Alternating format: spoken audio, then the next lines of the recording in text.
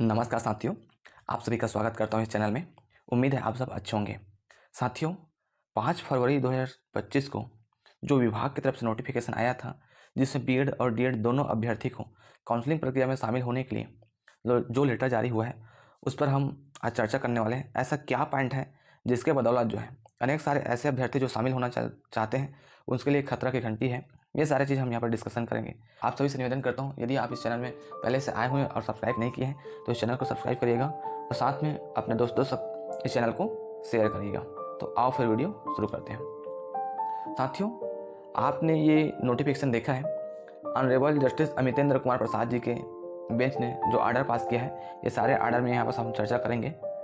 और उसके बाद जो विभाग के द्वारा ये नोटिस जारी किया है, जिसमें काउंसलिंग प्रक्रिया को आगे बढ़ा दिया गया, इसके बारे में चर्चा कर लेते हैं। तो देखिए, शिक्षक भर्ती 2023 के लिए सूचना जारी किया गया है। और ये सूचना क्या है? माननीय उच्च न्यायालय छत्तीसगढ़ द्वारा याचिका क्रमांक 5788/2023 में पारित निर्णय के अनुक्रम में सहायक शिक्षक पद की पंचम चरण की भर्ती प्रक्रिया की काउंसलिंग एवं दस्तावेज सत्यापन की समय सारणी संचालनालय लोक शिक्षण के सूचना पत्र क्रमांक 24 जनवरी 2025 द्वारा जारी किया गया था, है ना। आप सबको पता होगा कि ये जो सहायक शिक्षक पद की जो पंचम चरण की काउंसलिंग प्रक्रिया है, इसका सूचना जो है 24 जनवरी को दिया गया था। और उसके बाद इस पर क्या होता है, हाई कोर्ट में सुनवाई चलता है, जिसका याचिका है 925/2025, जिस पर आर्डर जो है 3 फरवरी 2025 को आता है।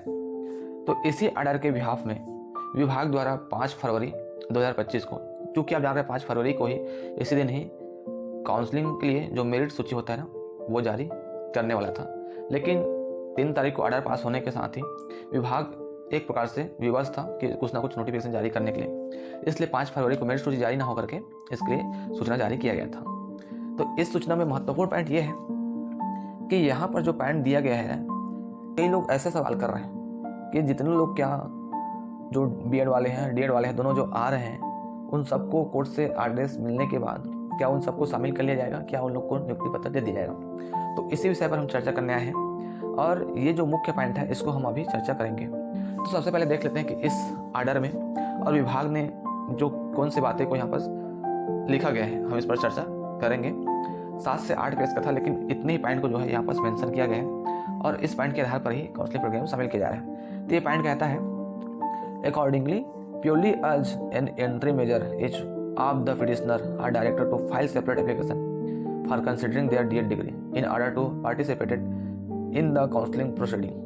साथियों, इसका कहने का मतलब यही है कि जो भी याचिका करता है, उन सबको एक सेपरेट एप्लीकेशन जमा करना होगा। अपने डीएड डिग्री के आधार पर उसको काउंसलिंग प्रक्रिया में शामिल किया जाएगा। उसके बाद जो कहते हैं कि the application shall be annexed with copy of DEd degree duly certified by each of the petitioner before the state and Vyapam, and in turn state and Vyapam shall consider the same and the allow the petitioner on the basis of their DED degree participate in the counseling proceeding which is set to be commenced from 10 फरवरी 2025।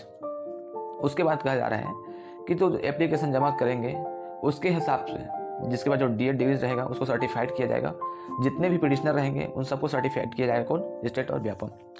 उसके बाद इसको consider करना है कि नहीं करना है, इस पर विभाग जो है इस पर विचार किया जा सकता है। Shall consider the same of all the petitioner. इसका मतलब है जितने भी पिटिशनर हैं, जिन लोग ने अपने जो सर्टिफिकेट जमा करेंगे, अपना आवेदन जमा करेंगे, अपना एप्लीकेशन जमा करेंगे, उसके बाद ये विभाग जो है इस पर विचार करेगा कि इसको काउंसलिंग प्रक्रिया में शामिल करना है या नहीं करना है, उसका डीएड का जो डिग्री है वो सही है या नहीं है, इसको जांच करके उसको अलाउ करना है कि नहीं करना है, इस पर बात कही गई। यदि अलाउ होते हैं तो 10 फरवरी 2025 को उसको शामिल करके काउंसलिंग प्रक्रिया में बुलाया जाएगा। नेक्स्ट पैरा देखते हैं, it is made clear that this court has not made any opinion on the merits of the case and this is an interim protection granted nor for their filing of application in order to mention their DEd degree and they will be called for counselling in accordance with their further eligibility. इसका मतलब ये कहा जा रहा है कि ये जो ऑर्डर लिखा जा रहा है ना, ये मेरिट और लॉ के बेसिस में नहीं लिखा जा रहा है। एक प्रकार से इसको अंतरिम राहत दिया जा रहा है, उसको एक प्रकार से अंतरिम प्रोटेक्शन दिया जा रहा है कि पिटिशनर जो है एक एप्लीकेशन फाइल करेंगे, यदि उसके पास डिग्री है, यदि उसके पास डिप्लोमा है, तो अपना एक एप्लीकेशन फाइल करेंगे और उसके आधार पर उसके आधार पर क्या करेंगे, उसको काउंसलिंग प्रोसीजर में शामिल करने के लिए देखा जाएगा। यदि वो क्या हो जाता है, एलिजिबल हो जाते हैं, तब की बात है। ये सारे पॉइंट कहा गया है। The respondent are further directed not to pass any final order in the forthcoming counselling process without prior permission of this court. इसका मतलब यही है साथियों कि जब तक इस कोर्ट से परमिशन नहीं लिया जाएगा, तब तक फाइनल ऑर्डर के लिए, फोर्थ कमिंग काउंसलिंग के लिए कोई भी अंतिम निर्णय विभाग द्वारा नहीं लिया जाएगा। काउंसलिंग भी होगा, डीवीसी भी होगा, लेकिन नियुक्ति के लिए कोर्ट से क्या करना होगा, परमिशन लेना होगा। ठीक साथियों, तो इसका मतलब आप यही समझ सकते हैं कि जितने लोग भी जो पिटिशनर है, जो याचिका करता है, वो सारे लोग कोर्ट से यदि आदेश लेकर के आते हैं, ऑर्डर कॉपी जो लेकर के आते हैं, उस ऑर्डर कॉपी के हिसाब से एप्लीकेशन देंगे। और एप्लीकेशन में विभाग इस पर डिपेंड करता है कि उसको शामिल करना है कि नहीं करना है। अच्छा, विभाग इस पर स्वतंत्र है कि इनके सारे जो सर्टिफिकेट है उसको वेरीफाई करेगा, है ना। जितने भी सर्टिफिकेट आएगा उसको वेरीफाई करेगा, जांच करेगा कि सही है कि नहीं है। सही पाया जाता है, सब चीज़ ठीक पाया जाता है, तब उस पर विभाग जो विचार करेगा कि इसको कैसे करना चाहिए, क्या करना चाहिए। ये सारे चीज़ इस पॉइंट में दिया गया है।